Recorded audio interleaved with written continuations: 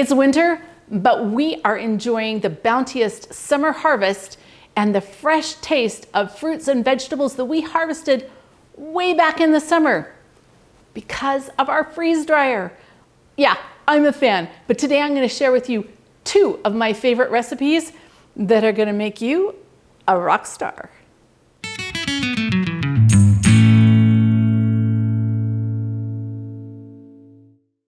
Hey Provident gardeners, I have something super special to share with you today.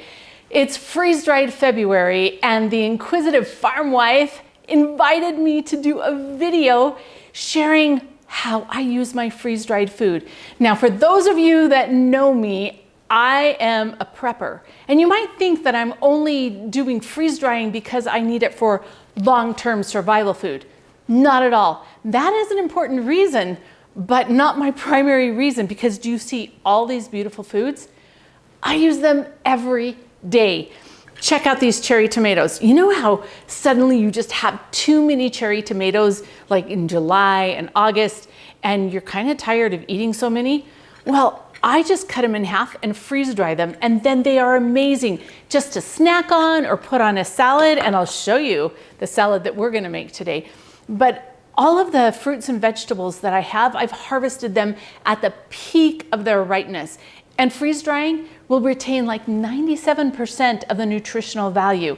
And a lot of times it enhances the flavor. Sometimes it'll change the texture a little bit, but overall, I am a huge fan of freeze drying. And one of the big reasons why I like it so much is number 1, for convenience. If I need celery, every year I freeze dry a whole bunch of celery so that I never have to worry about it being in the fridge. And anytime I need it in the recipe, I just open the jar, sprinkle some in, and I've got celery. It cuts down so much on the waste. So I think it's significantly less expensive to freeze dry, even accounting for the fact that freeze dryers are really expensive. And I have 2 of them, but because I grow so much of my own food and preserve it, it's just a fabulous way to do that. Now I'm going to share with you my pasta sauce recipe that every time I cook it, no matter who I make it for, they rave about it. Now, if we were in summertime, I would be using all fresh ingredients. But because we're in the, February, for freeze-dried February, I'm using all freeze-dried ingredients and I still get the most amazing flavor. So here, let me show you how I make this. This pasta sauce is always a hit no matter where I serve it. The base of it is actually just my homemade bottled tomato juice. You could use tomatoes if you want. I like to put it in a slow cooker and let it just steep all day long. Now, if it's the middle of garden season, I'm going to be using fresh vegetables in here. But the beauty of freeze drying is that I can take that summer squash, right, my zucchini, and freeze dry it. And then I can still make this sauce fresh all winter long. So that's 1.5 cups of freeze-dried zucchinis, 1.5 cups of freeze-dried carrots, 2/3 of a cup of celery, 1.5 teaspoons of basil, 1.5 tablespoons of parsley, 2 teaspoons of oregano, and so fun because a lot of these spices, they're from my garden.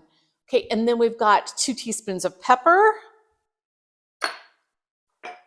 and 3 cloves of garlic. Now, this garlic is freeze-dried. I just shredded it and then peeled it and shredded it and freeze-dried it.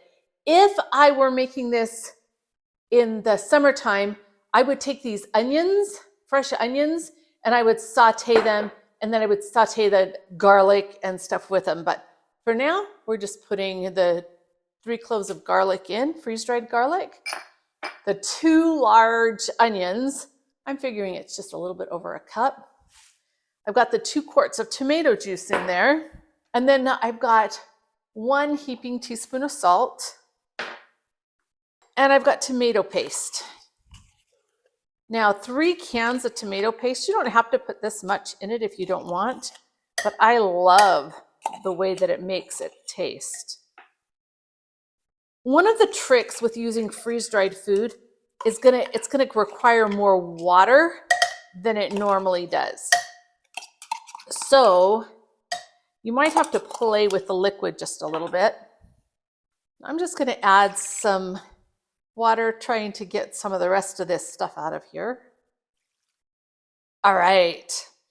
Now you could leave all the chunks in here just like it is, but my kids eat it better if there's no chunks. Oop. I'm sorry, 3 tablespoons of honey. Let's get that honey in there. Yum, you could totally use sugar if you would rather, but I like to use honey in my stuff. Just a little bit of water so I don't waste it. If I was using fresh vegetables, I would not be adding all this extra water because I like my sauce to be nice and thick. All right, and my immersion blender, which is totally my friend. I'm just gonna blend all of this up.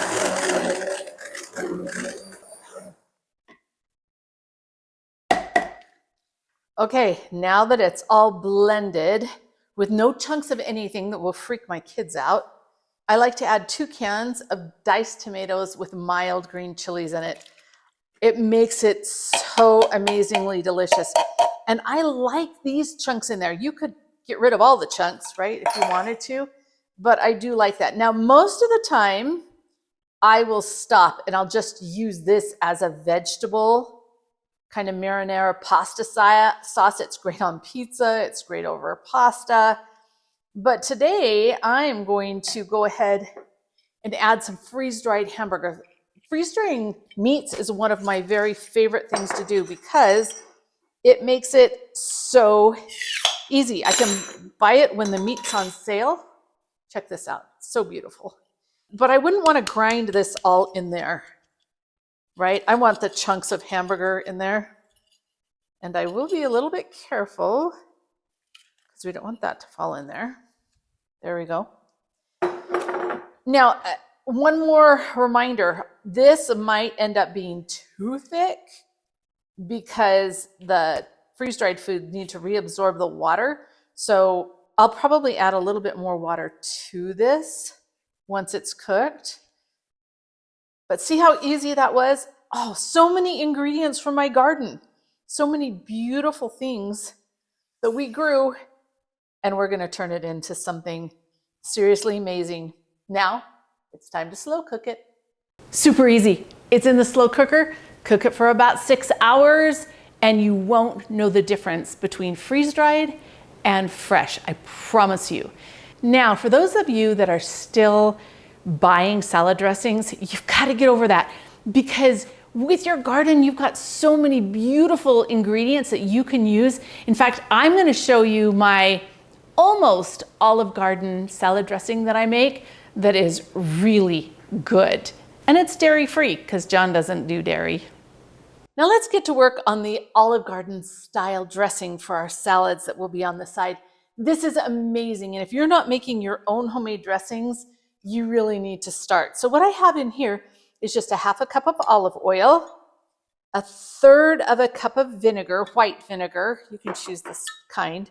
This is just Dijon mustard. And that's 1 teaspoon or thereabouts. Here I've got a teaspoon of Italian seasoning. And then, okay, here's my freeze-dried garlic. And let me show you. This is so amazing. So it calls for onion powder and garlic powder. And I just take my freeze-dried, put it here in my pestle and mortar, and then the red onion. Oh my goodness, red onion is so amazing. And I'll put it in here, and I'm just gonna give it a really quick little powdering. Pour that in there. Add 1/2 teaspoon of salt. 1/4 teaspoon of pepper. And then a tablespoon of nutritional yeast. And the nutritional yeast, so if you're not going, usually you would put Parmesan and things like that in this, but because we're trying to make this dairy-free for Jonathan, that's all we're going to do. Now a little bit of water, because this will thicken up. And if you find that in the fridge it's gotten too thick, you can always add a little bit more. And you can leave it like that, or you could take your handy immersion blender and just blend it up. And look at that. It makes it, when you blend it, it makes it nice and creamy. And I will just put it in this little jar because we want to refrigerate it for at least an hour or two before we serve it. And I found that these lids are really nice. If you use a lot of mason jars like I do, they're really nice for being able to just pour things out of. So we'll stick it in the fridge. Okay, it's dinner time and I've invited John. This is good to duty. be your taste tester. Okay, before we go into that though, I want to show you the sprouts that I have on my plate right here. A few days ago, they looked like this and it filled this entire jar with sprouts, but that is for another video. Now, one of the things that I love to do with this, these are my freeze-dried cherry tomatoes, so yum. Now, this is the last of my freeze-dried red onions. They are so good, like, it's amazing. It's gonna be like my celery from now on. I'm just gonna grow a ton of red onions and freeze dry them so that I have them. And then a little bit of sunflower seeds and this fabulous, almost Olive Garden dressing. That is what makes me happy, just a little bit. Yum! Okay, but now for the good stuff for John. Yeah, look at him, he's like, finally, permission. You don't have to ask me twice. All right, kind sir, thank you. So think about this, all of these ingredients were shelf stable. And a lot of them, the great majority, is from my garden. Can you see how pretty this is? Like, it's super pretty because we ground everything else except for these little chunks of tomatoes.